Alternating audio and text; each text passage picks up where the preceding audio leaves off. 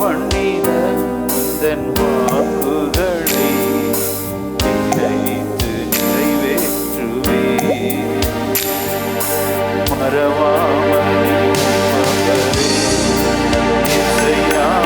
உங்களுக்கென்று தெளிவான ஒரு வார்த்தையை இந்த 6வது நேரத்தில் நிறைய கொடுத்துருக்கிறார் உங்கள் தனிப்பட்ட வாழ்க்கைக்கு. அல்லேலூயா. இந்த சபைக்கு ஆண்டவர் இன்றைக்கு என்னோட உள்ளத்தில் வைத்த வார்த்தையை நான் ஆணித்தரமாய் உங்களுக்கு சொல்லி நான் ஜெபிக்க வாஞ்சிக்கிறேன். அப்போஸ்தலர் நடபடிகள் 13வது அதிகாரம் 22வது வசனத்தை வாசிக்க கேட்போம். அப்போஸ்தலர் நடபடிகள். பின்பு அவர் அவனை தள்ளி தாவீதை அவர்களுக்கு ராஜாவாக ஏற்படுத்தி ஈசாயின் குமாரனாகிய தாவீதை என் இருதயத்துக்கு ஏற்றவனாக கண்டேன். என் இருதயத்திற்கு ஏற்றவனாக கண்டேன். எனக்கு சித்தமானவைகளை எல்லாம் அவன் செய்வான் என்று அவனை குறித்து சாட்சியும் கொடுத்தான். கைத்தட்டி நல்லா ஸ்தோத்திரம் பண்ணுவீங்களா? ஸ்தோத்திரப்பான்னு சொல்லுங்க. ஸ்தோத்திரப்பா. ஒருத்தனை தள்ளிட்டார. யார? Saul.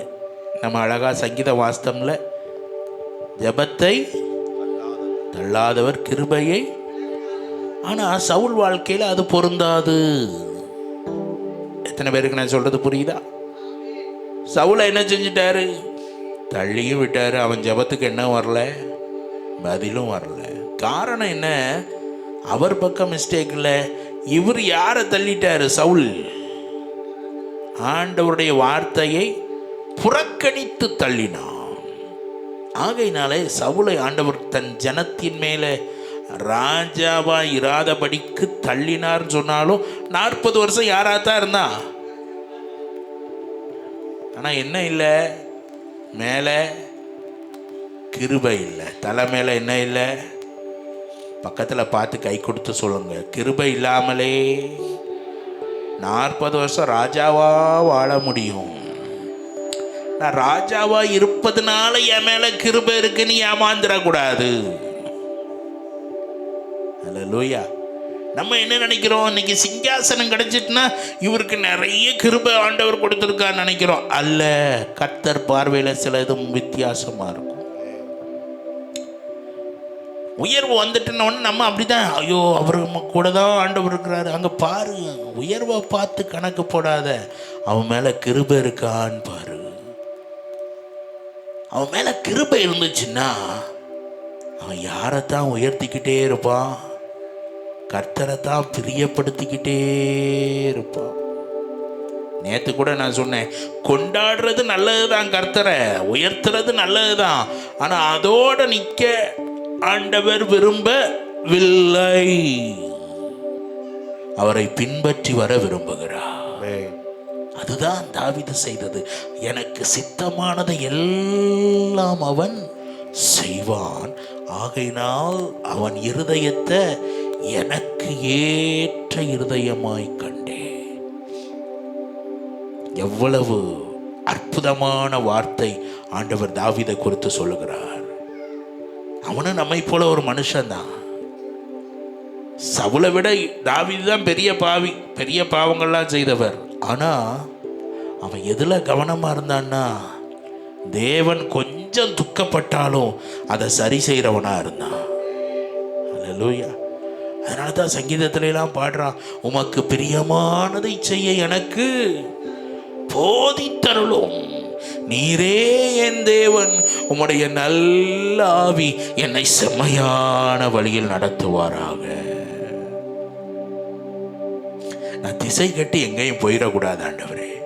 B minor C minor நடத்தின பழைய பாட்டு ஜபமா பாடினாங்கல்ல, திசை கெட்டெங்கும் அலைந்திடாமல் தீவிரம்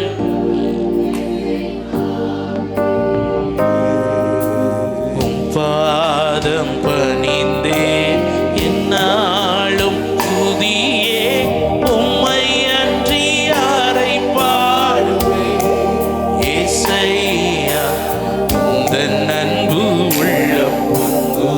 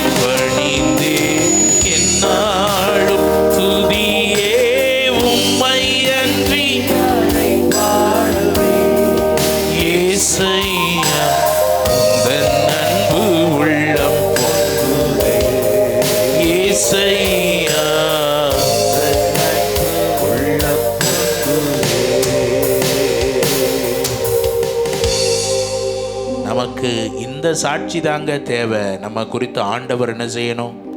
சாட்சி சொல்லணும். அல்லேலூயா.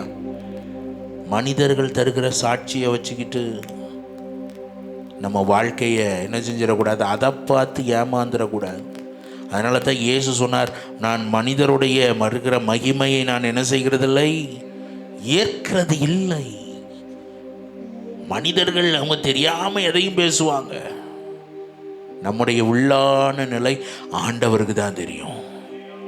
அவர் சொல்லணும், எனக்கு சித்தமானதை எல்லாம் இவன் செய்வான், என் இருதயத்துக்கு இவன் இருதயம் ஏற்றதா இருக்கிறது. அல்லேலூயா. ஆண்டவர் எவ்வளவு அழுத்தமா சொல்றாரு பாருங்க, என் இதயத்துக்கு ஏற்றவனாக கண்டேன். ஆண்டவருடைய இருதயம் எப்படிப்பட்டதுன்னு வேதம் முழுவதும் நீங்க பார்க்கலாம். வானங்களும் அவர் பார்வைக்கு சுத்தமானவைகள் அல்லன்னு சொல்லுது வேதம். அந்த அளவுக்கு பரிசுத்தமுள்ள தெய்வம், ஒருவரும் சேரக்கூடாத ஒளியில் வாசமாயிருக்கிற தெய்வம், பாவத்தை பார்க்க மாட்டாத சுத்த கண்ணன் அவர். அந்த தேவன் சொல்றாரு, உன் இருதயத்தை எனக்கு ஏற்றதாய் கண்டே. ஏன்னா அப்பா நீங்க பார்த்தீங்கன்னா தாவீது இருதயத்தை குறித்து நிறைய பாடுறார். என் இருதயத்தை பரிசோதித்து பாரும், இதுல நீர் ஒன்றையும் என்ன செய்ய முடியாது, பார்க்க முடியல. நம்ம சொல்ல முடியுமா அப்படிலாம் நான் கேள்வி கேட்க விரும்பல. அப்படி வாழ்றதுக்கு ஒப்பு கொடுப்போம். அல்லேலூயா. ஆண்டவர் பார்க்கணும். மோசேயை பார்த்து சொன்னார், என் வீட்டில் அவன் எங்கும் உண்மையுள்ளவன். நான் அவனோடு மறைமுகமா இல்ல, எப்படி பேசுகிறேன், முகமுகமாய் பேசுகிறேன். அவன் கர்த்தருடைய சாயலை காண்கிறான். அன்பு தேவ பிள்ளையே, உன்னோடு கர்த்தர் பேசணுமா? உன் இருதயம் அவருக்கு ஏற்றதாய், அவர் விரும்புகிற உண்மையுள்ள வாழ்க்கை. அதனால தான் சொன்னான், வேதனை உண்டாக்கும் வழி என்னிடத்தில் உண்டோ என்று பார்த்து நித்திய வழியிலே. கைகளை உயர்த்தி சொல்லுங்க, இருதயம் உமக்கு முன்பாக ஏற்றதா இருக்கட்டும். என்னை காண்பவரே தினம் ஆராய்ந்து அறிந்திருக்கின்றீ, சுற்றி சுற்றி சூழ்ந்திருக்கின்றீ. நான் அமர்வதும் நான் எழுவதும் நன்றாய் நீர் அறிந்திருக்கின்றீ. ஏசையா நன்றாய் நீர் அறிந்திருக்கின்றீ. எண்ணங்கள் ஏக்கங்கள் எல்லாமே அறிந்திருக்கின்றே. நடந்தாலும்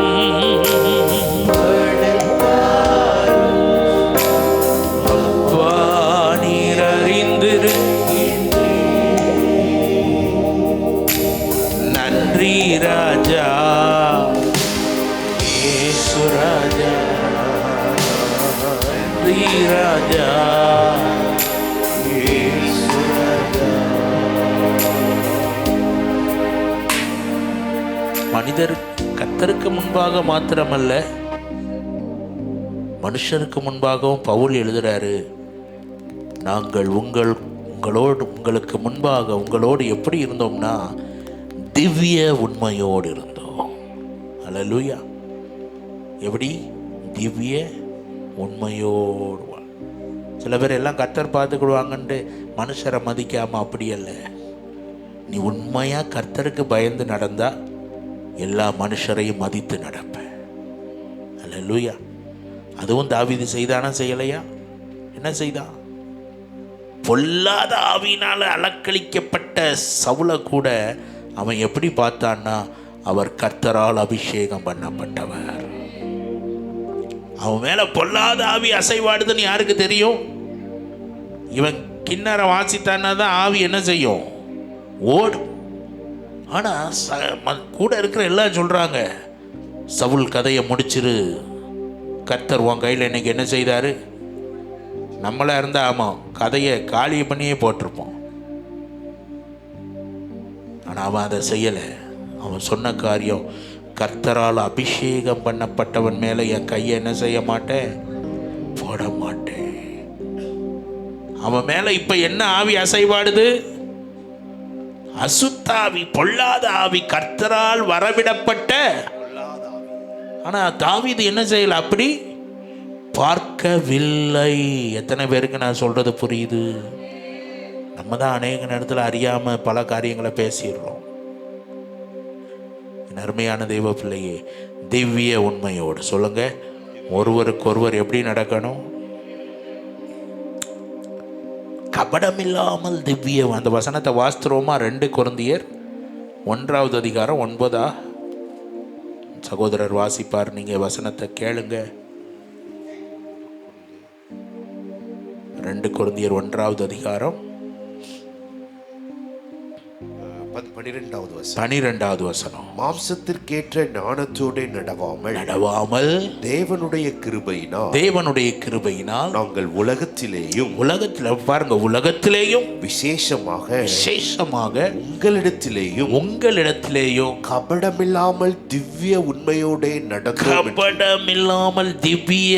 உண்மையோடு நடந்தோம் என்பதற்கு எங்கள் மனது எங்களுக்கு சொல்லும் சாட்சியே எங்கள் புகழ்ச்சியா இருக்கிறது. கையை உயர்த்தி ஒரு அல்லேலூயா.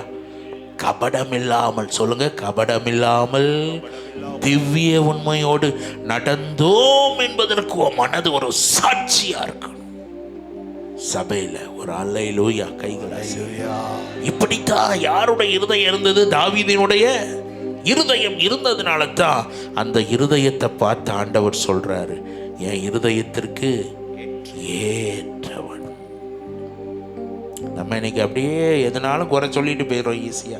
பாஸ்டர் இன்னைக்கு பிரசங்கம் பண்ண ஒரு மாதிரி சரியில்லாமல் இருந்ததே, அவர் பின்வாங்கி போயிட்டார் போல அப்படின்னு முதுகுக்கு பின்னாடி பேசுறது.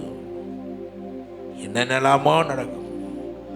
அவர் ஏதோ பண்றாரு, அதனால தான் என்ன செய்யறாரு, அவர் செய்தி ஒரு மாதிரி போது. எதையும் தெரியாம பேசிடாதீங்க. அல்லேலூயா. அபிஷேகம் பண்ணப்பட்ட பாத்திரத்தை முடிந்தா தாங்குங்க, தாக்காதீங்க. எத்தனை பேருக்கு நான் சொல்றது புரியுது?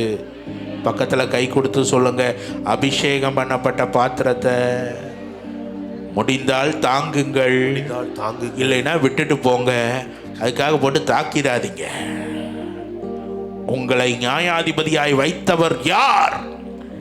அல்லேலூயா, அல்லேலூயா.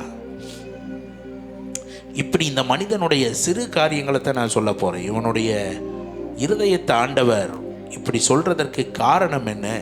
அவனுடைய இருதயம் எப்படிலாம் இருந்ததுன்னா, நிறைய பேசலாம். சங்கீதங்களில் நிறைய வசனங்கள் உண்டு. துதிக்கிற இருதயம், நம்புகிற இருதயம், பல காரியங்களை சொல்லலாம். ஆனால் ஒரு 3 காரியத்தை மாத்திரம் நான் உங்களோடு கூட பகிர்ந்து கொண்டு நான் ஜெபிக்க வாஞ்சிக்கிறேன். முதலாவது, தாவீதினுடைய இருதயத்தை ஆண்டவர் எப்படி பார்க்கிறார் என்றால், 27வது சங்கீதம் 8வது வசனத்தை வாசிப்போம். அதற்கு முன்பாக ஒரு காரியத்தை சொல்லிடுறேன். இந்த தாவீதை குறித்து ஆண்டவர் என்ன சொல்றாரு பாருங்க. 89வது சங்கீதம் 20வது வசனத்தை வாசிப்போம். 89:20. என் தாசனாகிய தாவீதை கண்டுபிடித்து என் பரிசுத்த தைலத்தினால் அவனை அபிஷேகம் பண்ணினேன். கைகளை நல்லா தட்டுவோமா ஆண்டவருக்கு? நல்லா கை தட்டுவோம். என்ன செய்தாரா? கண்டுபிடித்தாரா? கண்டுபிடித்தவனை என்ன செய்தே அப்படின்னா என்ன அர்த்தம்? 3வது வசனம் என்ன சொல்லுது? என்னால் தெரிந்து கொள்ளப்பட்டவனோடு. கண்டுபிடிச்சார்னா என்னையா அர்த்தம்? தெரிந்து கொண்டார். ஒரு ஆமேன் சொல்லுங்க. இந்த காரணம் பெற்ற இந்த சபைக்குள்ள உட்கார்ந்திருக்கிற நீங்கள் கர்த்தரால் கண்டுபிடிக்கப்பட்டவர்கள், கர்த்தரால் தெரிந்து கொள்ளப்பட்டவர்கள், கர்த்தரால் அபிஷேகம் பண்ணப்பட்டவர்கள். தலைக்கு மேல கைத்தட்டி அல்லேலூயா. இப்ப நீங்க சத்தமா சொல்லணும், நான் கர்த்தரால் கண்டுபிடிக்கப்பட்டவன். இந்த சத்தம் போதாது. நான் கர்த்தரால் தெரிந்து கொள்ளப்பட்டவன், கர்த்தரால் தெரிந்து கொள்ளப்பட்டவன், நான் கர்த்தரால் அபிஷேகம் பண்ணப்பட்டவன். எனக்கு முன்பாக கர்த்தர் ஜாதிகளை கீழ்ப்படுத்துகிறார். கைகளை தட்டி ஆமென், ஆமென், அல்லேலூயா. உங்களை கண்டுபிடித்திருக்கிறார். உங்களை பரிசுத்த தைலத்தால் அபிஷேகம் பண்ணி இருக்கிறாரு. அதனால தான் ஆண்டவர் சொன்னார், இவ்வளவுக்கும் பார்த்தீங்கன்னா தாவீதுக்கு வீட்டில் என்ன கிடையாது, மதிப்பே கிடையாது. வீட்டில் என்ன வேலைக்கு அனுப்பிட்டாங்க, ஆடு மேய்க்கிற வேலைக்கு. அதுக்கு தான் நீ லாய்க்கு, வேற ஒன்றுக்கும் உதவாத ஆள். உதவாதவர்களை தான் அவர் கண்ணு பார்க்குது. எத்தனை பேர் ஆமேன்னு சொல்லுவீங்க? அல்லேலூயா. அவர் தான் ஞானிகளை வெட்கப்படுத்தும்படி கர்த்தருடைய தெரிந்தெடுப்பு கிருபைக்கு ஏதாவது நம்மிடத்துல தகுதியான காரியம் ஒன்று உண்டா? பக்கத்தில் பார்த்து கேளுங்க, உண்டா? உண்டுன்னு சொல்கிறவங்க அமைதியாக இருங்க. இல்லையா எல்லாம் கிருபைன்னு சொல்கிறவங்க நல்ல கையை உயர்த்தி ஒரு அல்லே. இவ்வளோதான் சத்தமா? தகுதி ஒன்றுமே கிடையாது. நம்மை தெரிந்தெடுத்தது அவருடைய கிருபை. அல்லேலூயா. கிருபைக்கு யாரும் காரணம் சொல்ல முடியுமா? என் மேலே இவ்வளோ கிருபை வந்துட்டு இதுக்கு காரணம் என்ன அப்படின்னு யாராவது சொல்ல முடியுமா? முடியாதுயா, முடியவே முடியாது. ஏன்னா அவ்வளோ பெரியது அவர் நம்மேல் வைத்த கிருபை, அவர் நம்மேல் வைத்த தயவு. அந்த தயவுக்காக நல்ல ஸ்தோத்திரம் என்று சொல்லுவோம்.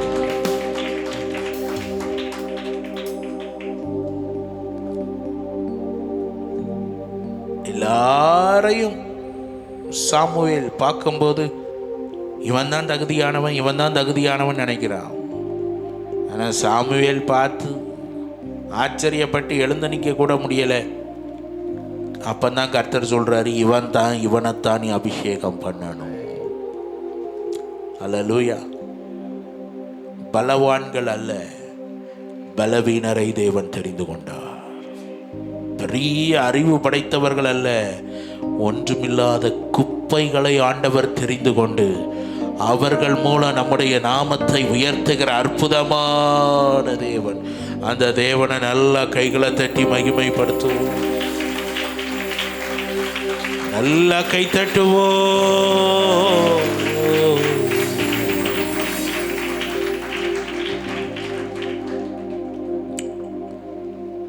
ஆகையினால்தான் தாவீது இதயமெல்லாம் யாரையே பற்றி கொண்டது? கர்த்தரையே. அவருக்கு பிரியமானது செய்யணும். இப்போ அந்த இருதயத்தை குறித்து ஒரு 3 காரியங்களை நான் சொல்லி முடிக்கிறேன். அந்த தாவீதுக்கு தான் ஆண்டவர் அழகான ஒரு வார்த்தையை சொல்றாரு. என்ன சொல்றாரு? அந்த 89வது சங்கீதத்திலேயே, என் தாவீதுக்கு என்ன சொல்ல மாட்டாரா?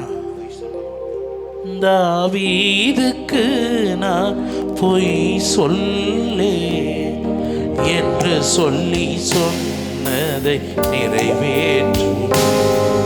என் தாவீதுக்கு நான் பொய் சொல்லே என்று சொல்லி சொன்னதை நிறைவேற்று. அருமையான தேவ பிள்ளைகளே, நீங்க இந்த வசனங்கள் எல்லாம் வாசிக்கும் போது எந்த அளவுக்கு தேவ அன்பை உணர்றீங்களோ இல்லையோ, எனக்கு இப்போ விட்டால் 1 மணி வரை நான் இந்த பாட்டையே பாடிக்கிட்டு இருப்பேன். சும்மா இல்லை, அவருடைய நேசத்தால் நிறைந்து. அல்லேலூயா. நம்மை அவருடைய கண்கள் பார்த்தது ஆச்சரியமானது. அவர் சொல்கிற வார்த்தையெல்லாம் பாருங்க. என் இருதயத்துக்கு ஏற்றவனாக கண்டேன், அவனை நான் கண்டுபிடிச்சேன், என் பரிசுத்த தைலத்தால் அபிஷேகம் பண்ணேன். அவனுக்கு நான் என்ன சொல்ல மாட்டேன்? பொய் சொல்ல மாட்டேன். எப்படி ஒரு மனிதன் தேவனோடு கனெக்ட் ஆகி போய் கிடக்கிறான் பாருங்க. தேவனோடு இணைஞ்சிடணும். ஒரு ஆமேன் சொல்லுங்க. அவரோடு ஒன்றாயிரணும். நம்ம அநேக நேரத்தில் வெள்ளி பொண்ணு இதிலேயே சிக்கிக்கிட்டு இருக்கிறோம். பணம் பதவி அதுன்னு. உங்களுக்கு ஒரு உண்மையை நான் சொல்கிறேன். ஆண்டவர் சொல்கிறார், வெள்ளியும் என்னுடையது, பொண்ணும்.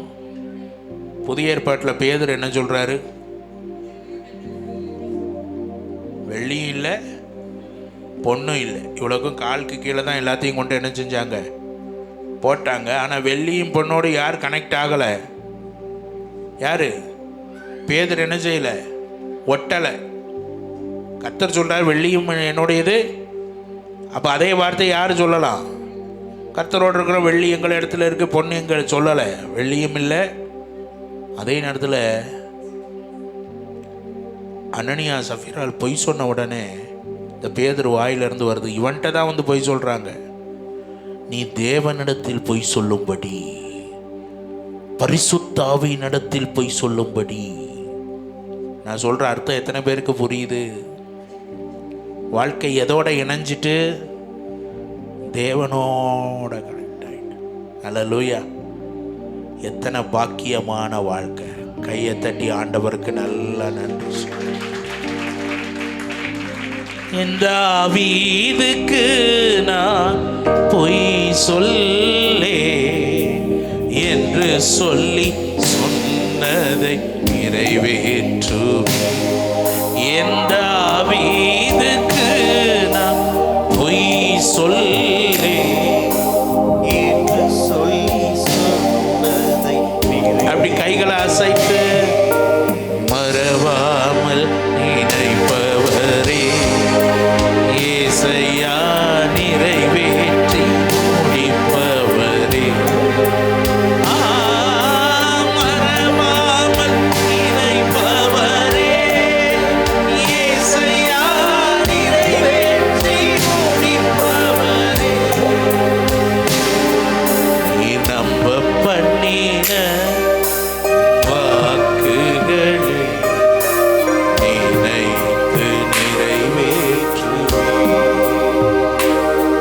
நீ நம்ப பண்ணின வாக்குகளை நினைத்து கரமுயர்த்தி மறவாமல் மறவாமல் நினைப்பவரே ஏசையா நிறைவேற்றி முடிப்பவரே. மறவாமல் நினைப்பவரே ஏசையா நிறைவேற்றி முடிப்பவரே. மறவாமல் நினைப்பவரே ஏசையா நிறைவேற்றி முடிப்பவரே. மறவாமல் நினைப்பவரே ஏசையா நிறைவேற்றி முடிப்பவரே. ஜோரா நல்லா தலைக்கு மேல கை தட்டி இயேசு நல்லா. ஆமென். இப்போ இந்த தாவீதினுடைய இருதயம் 3 வசனங்களை நான் உங்களுக்கு காண்பித்து முடிக்கிறேன்.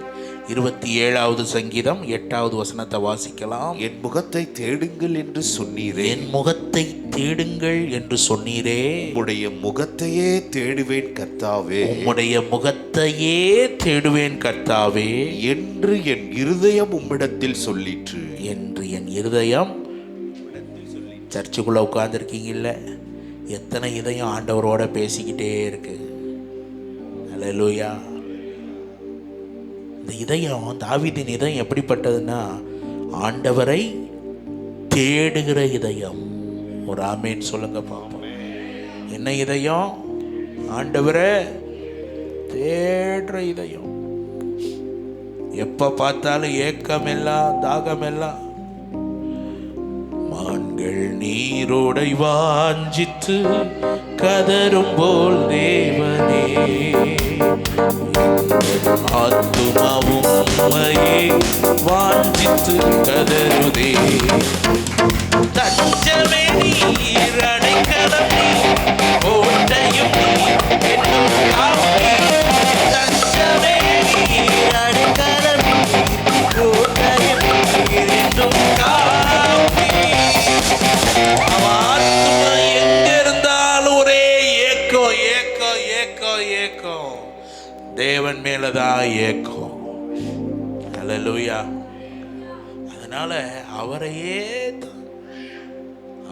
தான் பாடிக்கிட்டு இருக்கான், அவரையே தான் நேசிக்கிறான். இன்னைக்கு சபைகள் அப்படிப்பட்ட கர்த்தருடைய பிள்ளைகளை பார்க்க முடியுதா? ஞாயிற்றுக்கிழமைனா மாத்திரம் காலை ஆராதனைக்கு இவ்வளோ பேர் வந்துடுறோம். நேற்று மாலை கூட்டத்துக்கு ஆளை காணோம். நேற்று காலை கூட்டத்துக்கு ஆளை என்ன செய்யணும்? காணும். ஏன்னா நமக்கு அதை விடலாம் பெரிய வேலைகள் இருக்கு. எதையாவது சொல்லி சாக்கு போக்கு சொல்லி வீட்டில் இருந்துடுறோம். இங்கே ஒரு மனுஷனை பார்க்க வராதிங்க. ரீகன் கோமஸ்னு ஒரு பாஸ்டர் வந்திருக்காரு. அவர் நல்லா வந்து பாடுவார். இப்போது நிறைய பாட்டெலாம் எழுதியிருக்காரு, பாடுவார். அதுக்கு வராதிங்க. வாங்க, சேர்ந்து கர்த்தருடைய பிரசன்னத்தை அனுபவிப்போம், கர்த்தரை உயர்த்துவோம், கர்த்தருடைய வார்த்தையை கேட்போம்.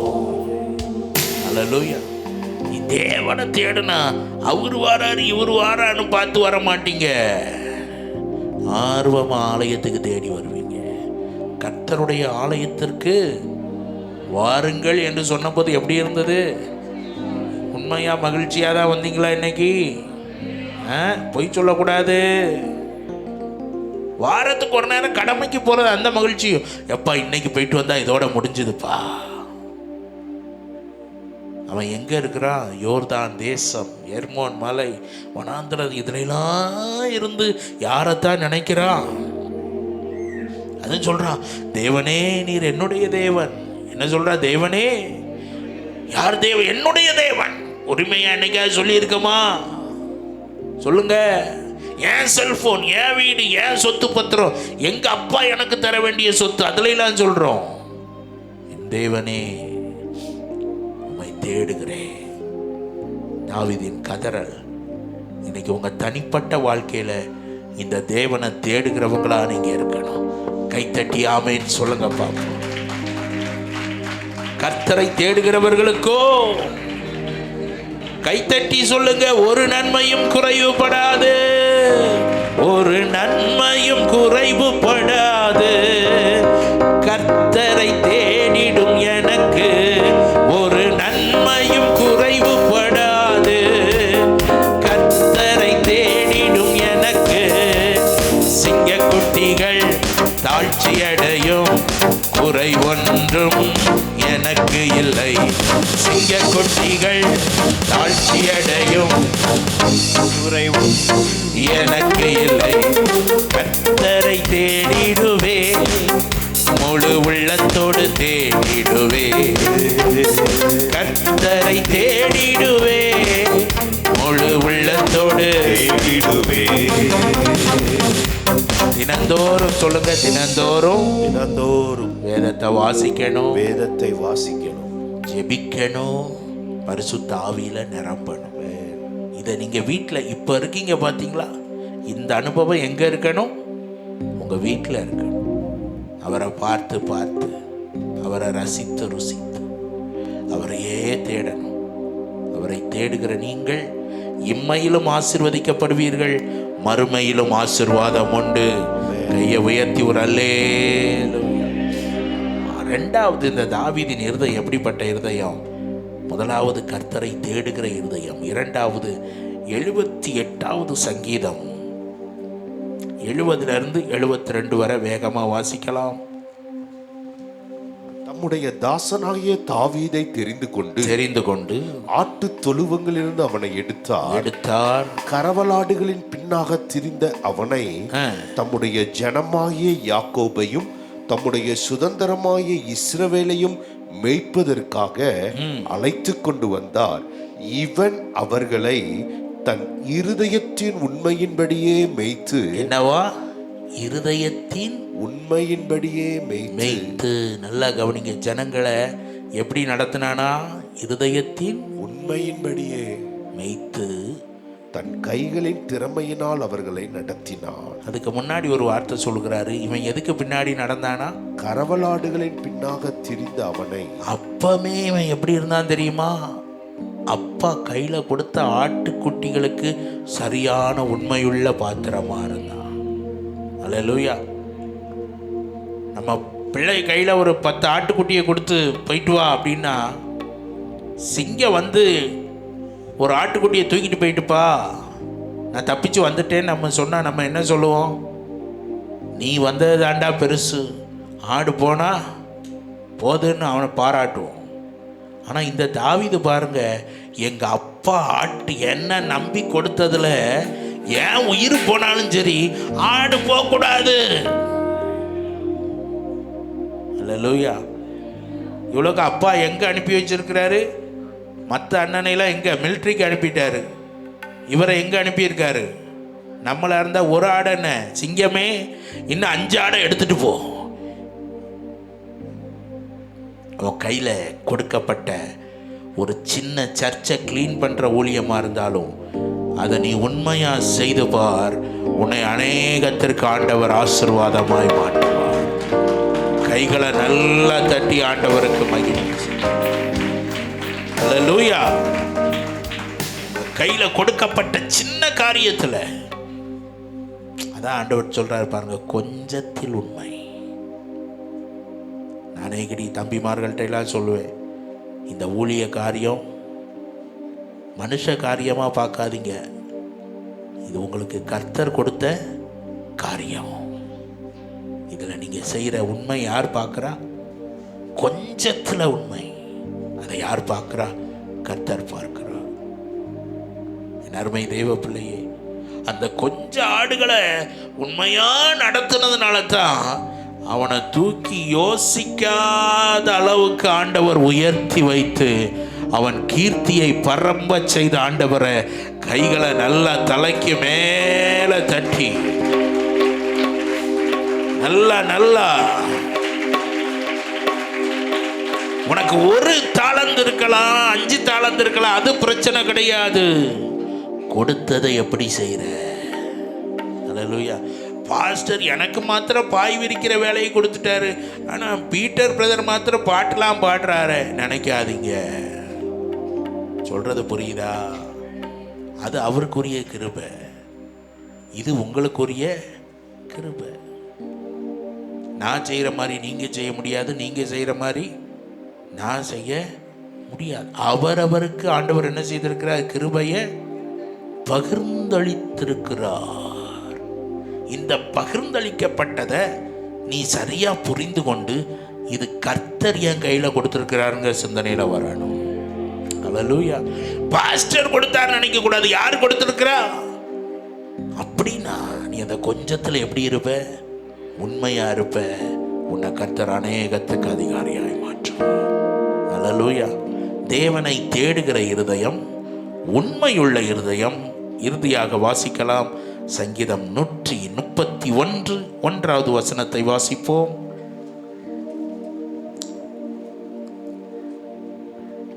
கர்த்தாவே, கர்த்தாவே, என் இருதயம் இருமாப்புள்ளதல்ல, என் இருதயம் இருமாப்புள்ளதல்ல, என் கண்கள் மேட்டிமை உள்ளவைகளும் அல்ல, பெரிய காரியங்களிலும் எனக்கு மிஞ்சின கர்மங்களிலும் நான் தலையிடுகிறதும் இல்லை. இருமாப்பு இதயத்தில் இல்லை, செருக்கும் பார்வையில் இல்லை. இருமாப்பு இதயத்தில் இல்லை, செருக்கும் பார்வையில் இல்லை. உன் விருப்பம் இல்லாத செயல்களிலே ஈடுபட்டு கலங்குவதில்லை. தாய்மடியில் தவழுகின்ற குழந்தையை போல தகப்பனே மடியில் சாய்ந்து விட்டேன். இந்த பாட்டு ஃபாதர் ஆரம்பத்தில் அது கேசட்டில் வந்ததுக்கப்புறம் தான் அந்த வேர்ட்ஸ்லாம் மாற்றி பாடினாங்க. கவலை இல்லையே கலக்கம் இல்லையே. ஆனால் ஆரம்பத்தில் முதல் எழுதும்போது இந்த சரணம் தான் முதல்ல இருந்துச்சு. இருமாப்பு இதயத்தில் இல்லை, செருக்கும் பார்வையில் இல்லை, உன் விருப்பம் இல்லாத செயல்களில் ஈடுபட்டு கலங்குவதில்லை. அப்படின்னா என்ன? தாழ்மையுள்ள இருதயம். கையை தட்டி ஆண்டவருக்கு நல்ல மகிமை செலுத்து.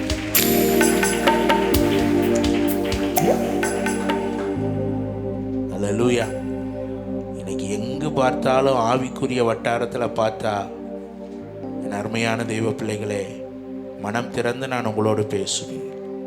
எங்கு பார்த்தாலும் பல வகையான காரியங்களை குறித்து அநேகர் தங்களை மேன்மைப்படுத்தி கொண்டிருக்கிற காரியத்தை தான் பார்க்க முடியும். சத்தியம் பேசுகிறவர்கள் சத்தியத்தையே பேசுகிறோம் என்று சொல்லி மேன்மை பாராட்டுகிறார்கள். தவறான கிருபையை பேசுகிறவர்கள் நாங்கள் கிருபை குறித்தே பேசுனாங்க அப்படி இப்படின்னு மேன்மையா போயிடுறாங்க. சரியான கிருபையை பேசுறவங்களும் என்னவா போயிடுறாங்க. அதனால இன்னைக்கு சபைகளில் கிருபையை பார்க்க முடியல. தாழ்மையுள்ள உள்ளங்கள் எங்கே நிறைந்திருக்கிறதோ அங்கே தேவ பிரசன்னம் நிறைந்திருக்கும். அல்லேலூயா. இன்னைக்கு சபைகளில் பிரசன்னம் கிருபை பார்ப்பதற்கு அரிதாய் போய்விட்டது. என்ன செய்ய? நடத்த வேண்டியதா இருக்கு. பக்கத்தில் பார்த்து சொல்லுங்க, வண்டியை ஓட்ட வேண்டியதா இருக்கு. என் ஆண்டவர் கண்களை திறப்பாராக. லவோதிக்கேயா சபையை பார்த்து ஆண்டவர் சொன்னார், கதவை தட்டுறேன், கதவை தரடா, உள்ள வந்துடுறேனா. என பெருமையான காரியங்கள் நம்மையும் அறியாமல் ஆட்கொண்டு ஒட்டி விடுகிறபடினாலே நம்மையும் அறியாமலே கிருபை தூரமாகி கொண்டிருக்கிறது. நான் சொன்ன ஆரம்பத்திலேயே வாழ்நாள் முழுவதும் நம்ம தலை மேலே கிருபை தான் வழிஞ்சு ஓடணுமே தவிர இந்த உலக சிங்காசனங்கள் வழிந்தோடுவதனால எந்த பிரயோஜனமும் இல்லை. இந்த சபை சரியா புரிந்து கொள்ளணும். இது வந்துட்டுன்னா கிருபை சபையில வழிந்தோடும். ஆவிக்குரிய பெருமைகள் காரியங்கள் நம்ம எந்த அளவுக்கு தாழ்த்துறோமோ அந்த அளவுக்கு கிருபையுள்ள ஆவியானவர் அசைவாடிக்கொண்டே இருப்பார்.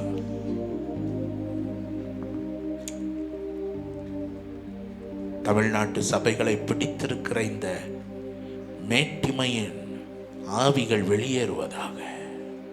கையை உயர்த்தி ஒரு ஆமேன்னு சொல்லுங்க. அல்லேலூயா. கர்த்தர் உள்ளே நுழைவாராக. கர்த்தருக்கு கதவுகள் திறக்கப்படுவதாக. லவோதிக்கேயாவின் குருட்டுத்தன்மையை மாற்றினவர் சபைகளிலே கிரியை நடப்பிப்பாராக. கைகளை தட்டி நல்லா கர்த்தருக்கு மகிமை செய்ய.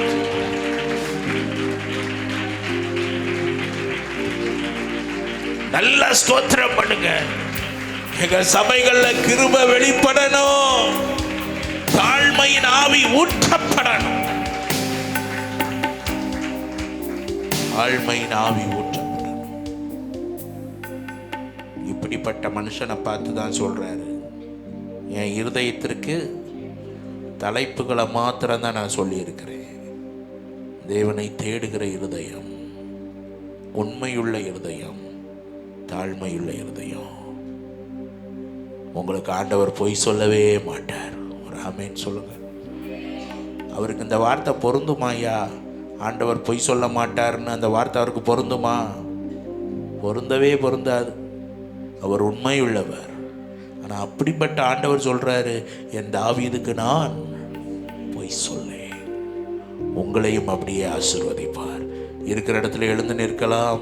மறவாமல் நினைப்பவரே ஏசையா நிறைவேற்றி,